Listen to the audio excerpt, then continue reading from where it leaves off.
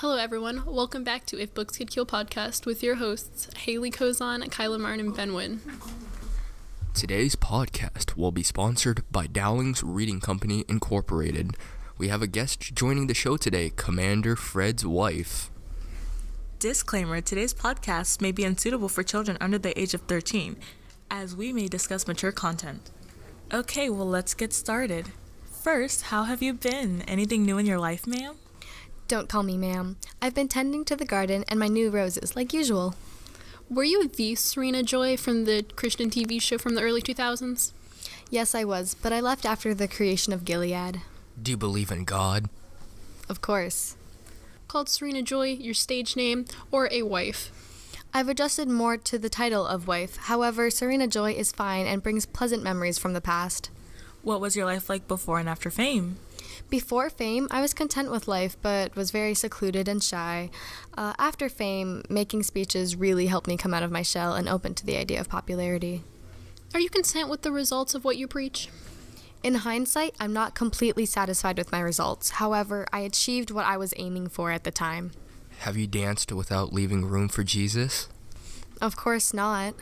In this new reformation of the society you once knew, what is something you miss? I surprisingly miss simple things like grocery shopping for myself and certainly sex. What's your favorite position? Missionary, my guy. After the division of the government from the Republic of Gilead, how has your political stance changed about other religions? I still believe that our one current religion is the supreme and others aren't necessary. What is your point of view of feminism in Gilead? I don't believe feminism is needed at all, as a woman's needs are her husband's needs and not her own. Do you hate men? Of course not. I work for my husband, bro. Do you think women should have access to books and free education? Like I said, my needs are my husband's, and my husband doesn't need me literate and educated. However, I am, unfortunately, due to my past career, but I don't practice it anymore. How did you meet your husband, the Commander Fred, and how has life changed since you married him? Like any usual partnering, we met through the selection everyone goes through. My life has been like any other wife's. What do you think about the aunts, Marthas, and handmaids helping you and your husband? I think it's good for them to have a sense of responsibility and not be completely useless around the house. How have you adjusted to your new handmaid, Offred?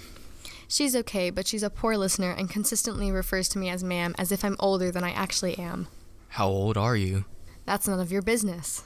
Do you miss your old ones? No, they were much worse. What do you think about the old ones? They suck.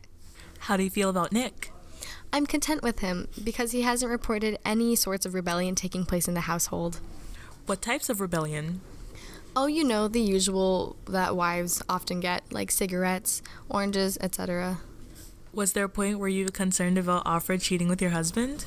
Handmaids don't cheat. Offred's job as a whole is to get pregnant with the help of my husband. However, if there is an emotional connection between her and the commander, it would be my husband cheating on me. Do you think Offred's a hoe? All handmaids are hoes. What emotions did you feel during the first ceremony your husband had with Offred? It was awkward and uncomfortable, especially being in that situation with a woman. However, it pleased my husband, which is way more important than my happiness. All right, thank you for answering our questions and giving insight into your life, Serena. Of course. That's this week's episode of If Books Could Kill podcast. Don't forget to join us next week for another episode. Thank you for listening. Love this episode of the If Books Could Kill podcast? Head over to iTunes to subscribe, rate, and leave a review. It's very much appreciated. Thank you. If you leave a bad review, we will find you, throw a bag over your head, waterboard you while playing Slim Shady, and send you to the colonies. Have a nice day. She say, do you love me? I tell her only partly. I only love my bed and my mom. I'm sorry. 50 dub, I got it tatted on.